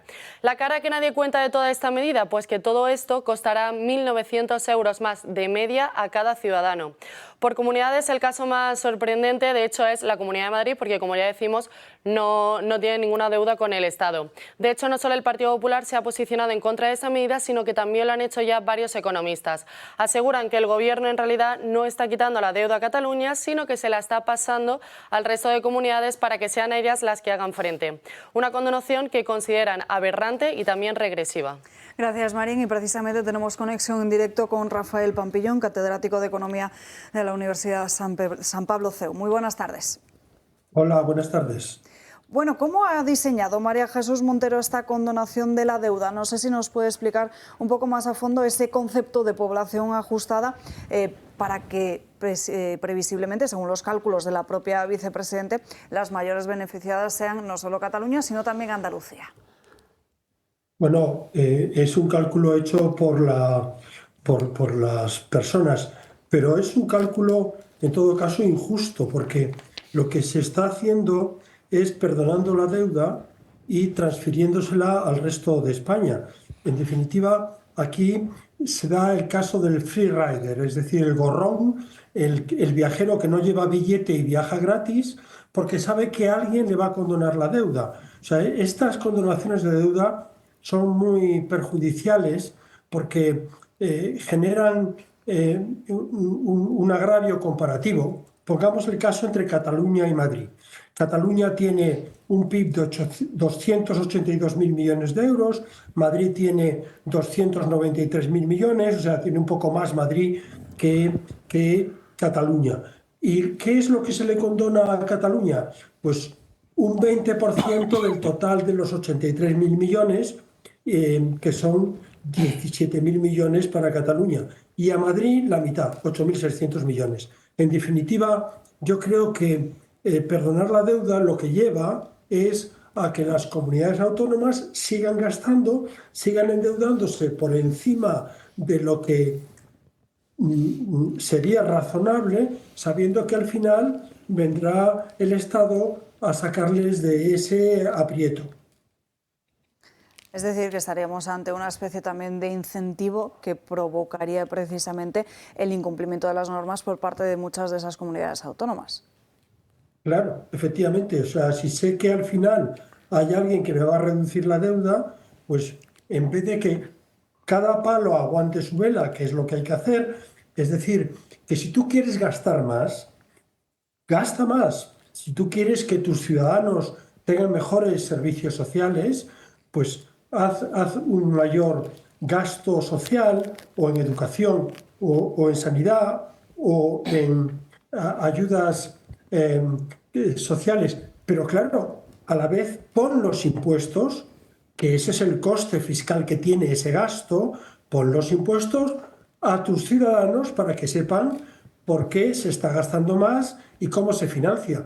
Pero si tú gastas más, tienes a tus ciudadanos encantados de la vida, tienes un gobierno autonómico que da una mayor prestación social a los ciudadanos, pues si eso luego al final lo paga otro, pues lógicamente en las próximas elecciones saldrás reelegido, porque gastas más, pero sin ese coste que tiene para sus ciudadanos. Se está generando además un agravio comparativo y esta mañana leía precisamente un análisis que realizaba usted de esta cuestión donde hablaba del término viajero sin billete. Sí, viajero sin billete, gorrón, pero que en inglés suena mejor, que es free rider, que es la gente que son actores económicos que se benefician de lo que hacen, en este caso endeudarse, sin cargar con el coste de esas acciones. Eso es un free rider. No sé si además desde el punto de vista legal, Miguel Ángel, esto podría generar algún tipo de desigualdad o podría plantearse de algún modo. En España no, porque es lo que vienen haciendo muchos gobiernos. Lo que pasa es que nadie lo ha hecho como Pedro Sánchez hasta ahora, ¿no? Yo con anterioridad pensaba en que, por ejemplo, un candidato a presidente de un club que maneja de fútbol, por ejemplo, Real Madrid o el Fútbol Club Barcelona, en principio, como va a gestionar un patrimonio que no es suyo, en principio le exigen unos ciertos avales. Eso que parece hasta cierto punto lógico, puesto que no es tu dinero, en política y en España no sucede. Aquí pueden gastar y endeudarnos hasta límites insospechados y no hay consecuencia ninguna. No pasa nada. No está el techo de gastos, sin embargo, se lo han cargado la potestad que tenía el Senado para poder fijarlo y en estos momentos pues ya han quitado eso. En teoría hay un déficit marcado por Bruselas, pero el déficit marcado por Bruselas. Y mira Francia. Y sí. ¿Puedo preguntar? Sí, claro. Rafa, ¿tú crees que eso se va a aprobar de todos modos? Porque eso entra como una ley ahora. Sí, se va a aprobar porque la mitad de los votos la tiene el gobierno. Y para que sea la mitad más uno, basta con que una comunidad autónoma, ya sea pues Asturias o la propia Cataluña, pues eso se aprobará en el Consejo de Política Fiscal y Financiera. Sí, pero después del Consejo tiene que entrar por vía legislativa en el Congreso, en el Senado, etcétera. Con lo cual vamos... Sí, pero quizá sea rechazado en el Senado, en el Congreso el gobierno tiene mayoría para poder sacar adelante sus propuestas, volverá del Senado otra vez al Congreso y se aprobará. Yo he escuchado una cosa esta mañana, María Jesús Montero, que me ha quedado un poco la incógnita. Ella más o menos venía a decir que si las autonomías del PP pues votan que no, pues bueno, pues haya ellas que pierden esa oportunidad. Entonces yo no sé si la ley se aprueba y quieran o no, si van a recibir ese dinero las autonomías del PP, o ella de alguna manera socarrona, daba a entender la posibilidad de que si decían que no, pues entonces no se beneficiaban de esas cantidades, esas autonomías. Por lo cual, en esas circunstancias, ni Andalucía, ni ninguna de las, ni Valencia y tal, recibirían esa cantidad. Yo no sé si eso es parte de la jugada política que está haciendo para que posteriormente arrodillara al PP y diga, bueno, hemos votado que no, pero ya que lo das, ahora nos lo tienes que dar. Es decir, ¿hay algo que nos pudieras comentar al respecto? Sí, yo creo que sí, que efectivamente al final ese dinero llegará a las comunidades autónomas y sobre todo a Andalucía, es decir, que es la que más recibe. Se pueden oponer en la reunión que puedan tener las comunidades autónomas, pero luego recibirán el dinero, lógicamente. O sea que nadie hace ascos a que le reduzcan la deuda. O sea que, y María Jesús Montero, si ha hecho esa propuesta y se aprueba en el Consejo de Política Fiscal Financiera, si se aprueba, pues es que se aprueba para todos. No puede luego decir, no, como dijisteis que no en el Consejo, pues ahora no os lo voy a dar. No, eso no puede ser. Yo he creído entender esta mañana, al oír esas manifestaciones de la ministra, que en realidad constituye un requisito para obtener ese dinero el que después cada comunidad lo solicite. Es decir, la trampa está en que pueden votar ahora que no las comunidades del PP, pero después, si quieren recibirlo, han de solicitarlo. Con lo cual, esa es la trampa. Exacto, Sí, es la humillación. Había otra trampa también, que yo he oído, que decía que solo lo podrán solicitar aquellas comunidades que no tengan reducidos los impuestos. Eso no lo he oído yo. Como sea verdad eso, está muy claro quién va fuera. Claro. Eso se ha dicho esta mañana en las teles, ¿eh? Vale. No te consta eso.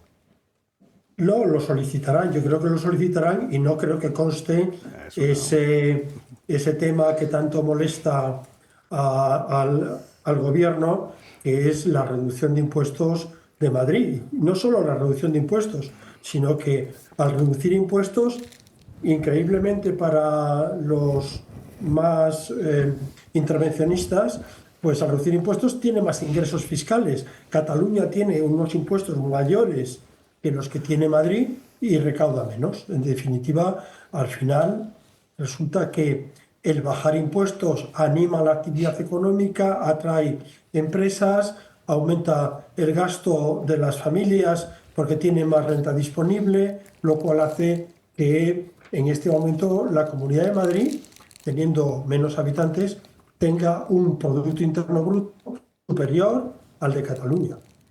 Rafael Pampillón, muchísimas gracias por atender a nuestra llamada y resolvernos todas nuestras dudas. Un abrazo. Gracias a vosotros. Gracias. Nos vamos ahora hasta la Comunidad Valenciana con esta consulta que se realiza desde hoy mismo a miles y miles de familias. Comienza la consulta sobre la lengua base en la Comunidad Valenciana. Cerca de 570.000 familias están llamadas a votar para escoger entre el valenciano y el español, como lengua que tendrá un mayor peso en la educación de sus hijos en el próximo año escolar. Pero se establecerá un mínimo de docencia en la otra lengua según la etapa educativa en la que se encuentre el alumno en cuestión. Afectará a los estudiantes desde segundo ciclo de infantil hasta tercero de la ESO. El proceso de votación finaliza el 4 de marzo a las 2 de la tarde y se hace de forma telemática. Las personas que han sido afectadas por la DANA que no tengan acceso a medios electrónicos pueden ejercer su derecho en los colegios más cercanos a sus viviendas. Hasta segundo de primaria habrá una lengua predominante con un 65% que se usará para lectoescritura, según voten las familias. La otra lengua tendrá un 25% y el inglés un 10%. En cursos superiores, matemáticas seguirá la lengua base elegida. La otra cooficial tendrá un 25% y el inglés entre un 15 y un 25, según las votaciones. La diferencia entre las lenguas cooficiales no podrá superar el 20% del tiempo lectivo. La consulta se produce por la Ley de Libertad Educativa impulsada por el Partido Popular y Vox en 2024 y aprobada por el Pleno de las Cortes Valencianas. La idea surgió para modificar la Ley del Plurilingüismo de Ximo Puig. Ahora las madres y los padres pueden elegir y ahora llega la capacidad de elegir la lengua base de nuestros hijos. porque son las familias las que tenían que tener la última palabra y antes no la tenían, porque la imposición de los amigos de los països catalans en una especie de complejo frente al separatismo catalán ha hecho que esta libertad no existiera, y hoy hay libertad. Si más del 25% de familias lo solicita, se creará una clase en esa lengua, salvo en colegios pequeños donde decidirá la mayoría. Puede haber varios escenarios en caso de que una familia realice más de un voto por estudiante. Si los representantes legales del alumno votan lo mismo, cuenta como uno. En cambio, si los votos son diferentes, se contabilizará como nulo. Si este es el caso, el escolar será adscrito a una u otra lengua por parte del colegio según las necesidades organizativas. Hay centros educativos que están presionando a los padres para que voten sí o sí al valenciano. Han creado durante varias semanas sesiones informativas sobre la importancia de escoger el valenciano como lengua. ¿Y qué pasaría si no lo hacen? Incluso han intentado convencer a las familias inmigrantes de que escojan el valenciano. Las familias con hijos con necesidades educativas especiales piden que se use la lengua materna, el español para con ellos, ya que ven más facilidades para comunicarse y que el valenciano no sea una imposición en su proceso educativo. Julio. No, es que como siempre he apostado por la libertad. Libertad para mí es que los padres elijan a qué colegio quieren llevar a sus hijos y en qué lengua quieren que sean educados. No hay más. La Constitución española establece la obligatoriedad de conocer el español y el derecho a utilizarlo, y el resto, pues que cada uno haga lo que santamente le plazca. No, yo nunca llevaría a un hijo a que dediquen el 25% de las asignaturas o del tiempo lectivo a aprender el valenciano o el catalán. No, me parece que no son herramientas de la misma dimensión que el inglés. Yo prefiero que aprendan el español, que es la lengua común de todos los españoles, que les sirve para todo el territorio nacional y para comunicarse con 700 millones o 800 millones de personas en el mundo, porque al final el lenguaje es una herramienta. No es una cosa ideológica, no, es un instrumento para comunicarse. Y luego, por supuesto, les introduciría el inglés en el máximo tiempo posible de lo que no sea en español, pero lo haría por mis hijos, lo haría por los hijos de los demás. ¿Que usted le gusta el valenciano? Muy bien, pues coja usted asignatura valenciano, que sea una optativa, en la que si usted quiere que sus hijos aprendan el valenciano, pues fenomenal.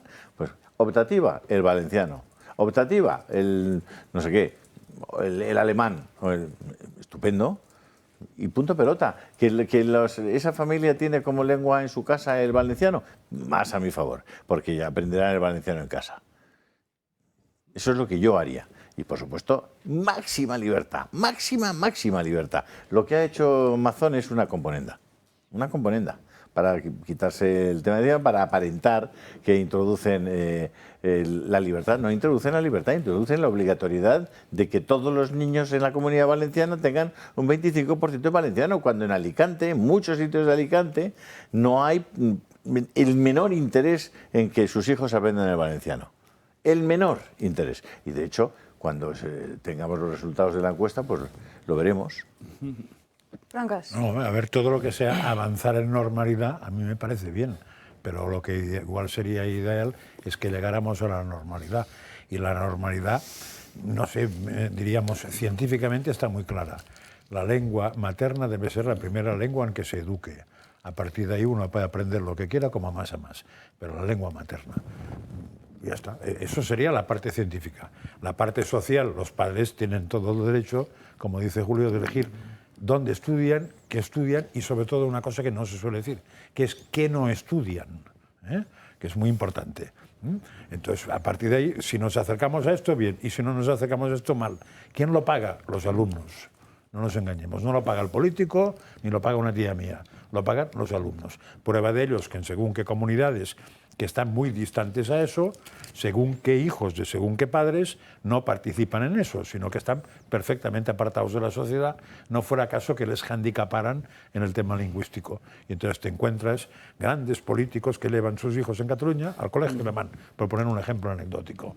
¿Por qué? Porque no les gusta el colegio que han obligado a que tengan que ser el colegio del resto de gente. Se llama hipocresía. Es que además yo pienso que han caído en la trampa del discurso o la metodología independentista. Porque desde el independentismo utilizan la trampa de decir, lo tenemos todo que votar, volem votar, queremos votarlo. Y además coincido en que esta votación lo que va a llevar a cabo con posterioridad será la uniformización en toda la comunidad, entiendo, en materia educativa. Por tanto, es falso que los padres van a poder elegir, porque los padres que no estén de acuerdo con la enseñanza de ese 25% en lengua en valenciano, que luego es el catalán, pero pues en ese caso van a tener que tragar con algo que ellos no han decidido. O sea que yo creo que es el típico complejo en este caso del PP y sinceramente, bueno, veremos los resultados. Pero claro, como salga el resultado que no le convenga al independentismo, estamos votando cada 6 meses. Y la calle es inflamada.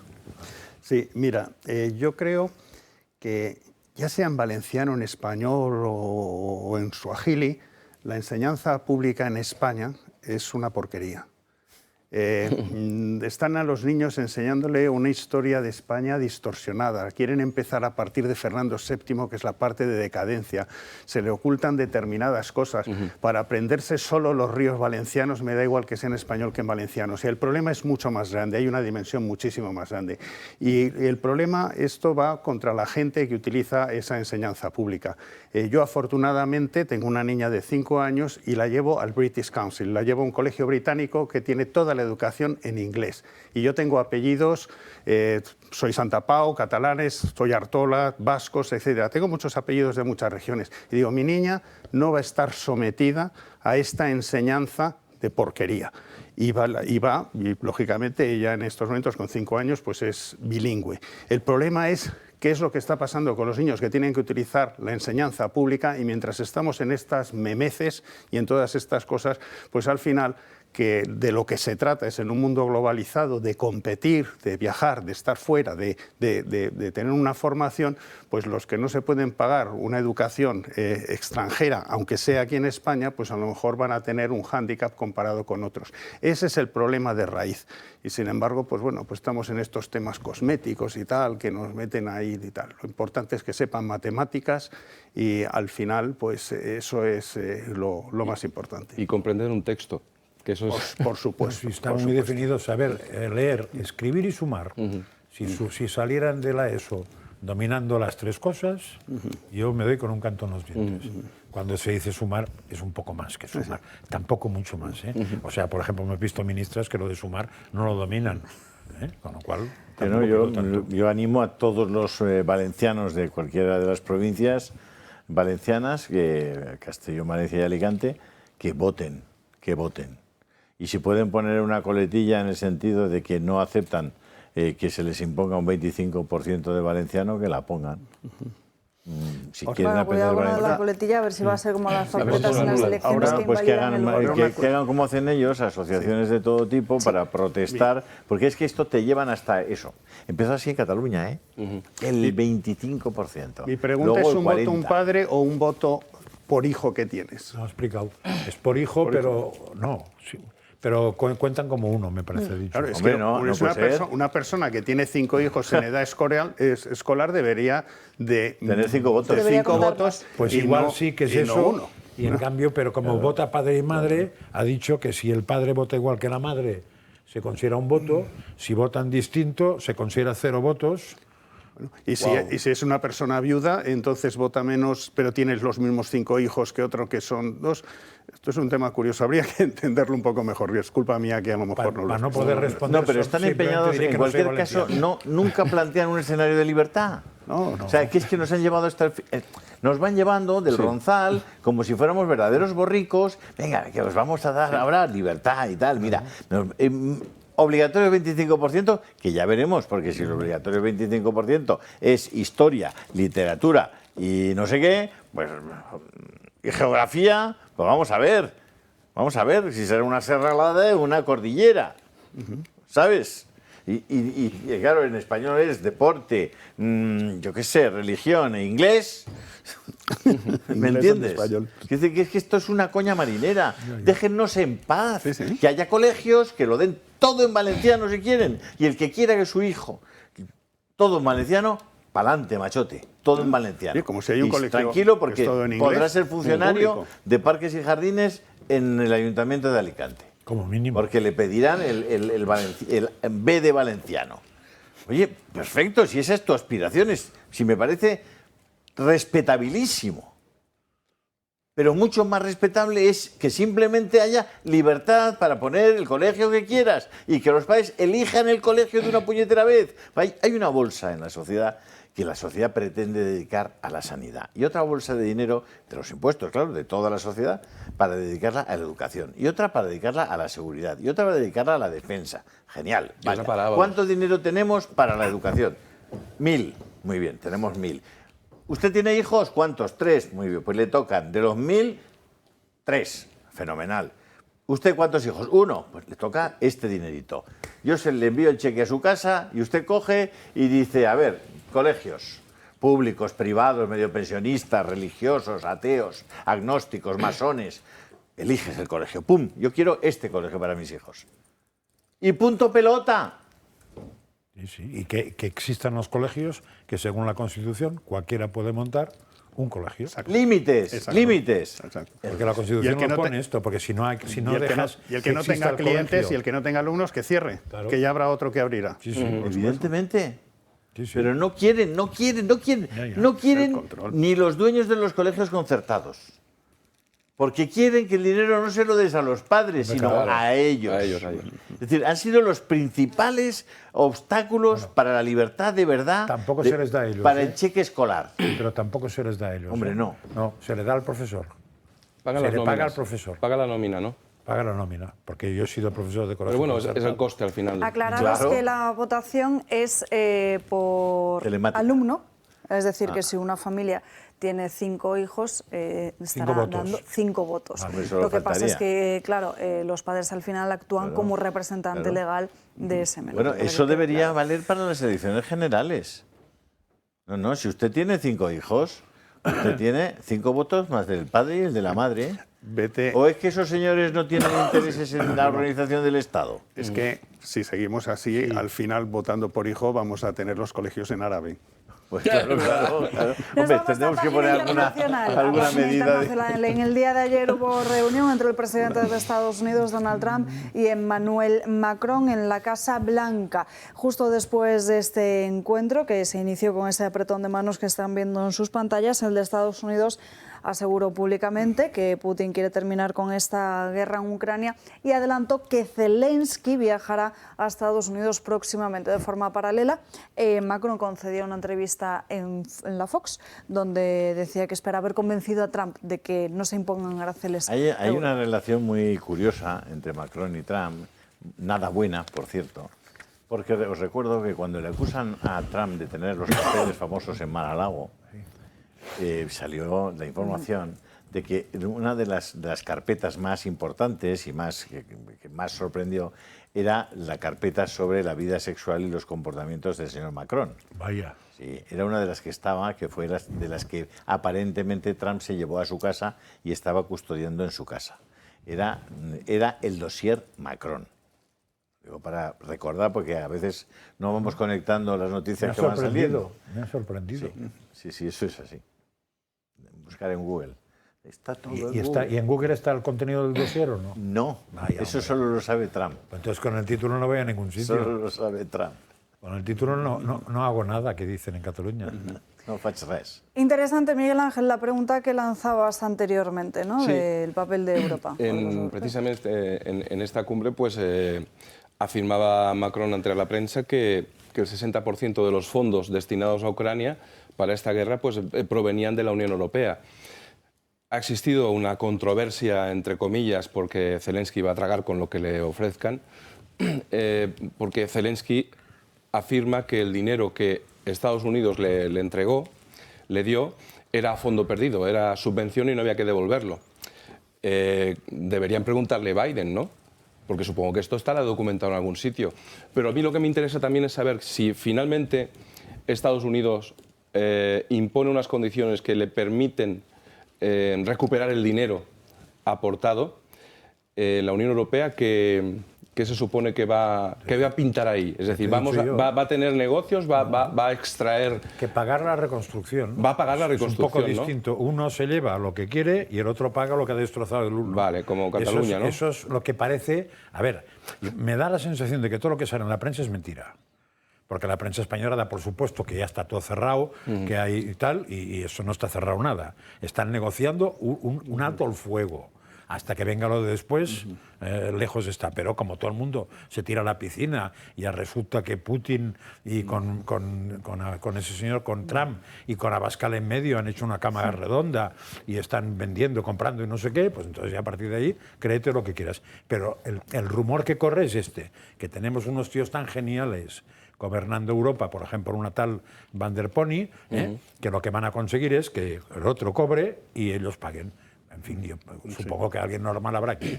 Pero en ese caso ocurrirá como lo que está sucediendo con las sospechas sobre Ábalos. Si la Unión Europea solo hace que pagar, yo tendré derecho a pensar que es que se lo están llevando los políticos europeos. Una vez llega a Ucrania y va a otro lado. Un porcentajillo seguro, claro. Algo debe ser, no vas a trabajar gratis. Sí, yo no lo sé con certeza, pero sí había estado escuchando que en el caso del dinero que ha aportado Europa hay determinadas garantías, desconozco cuáles, y por eso precisamente Trump estaba diciendo somos idiotas y más o menos hacía esa crítica a Biden en el sentido de que esas garantías no las tenía por parte de Biden, por lo cual él está en ese proceso de renegociación.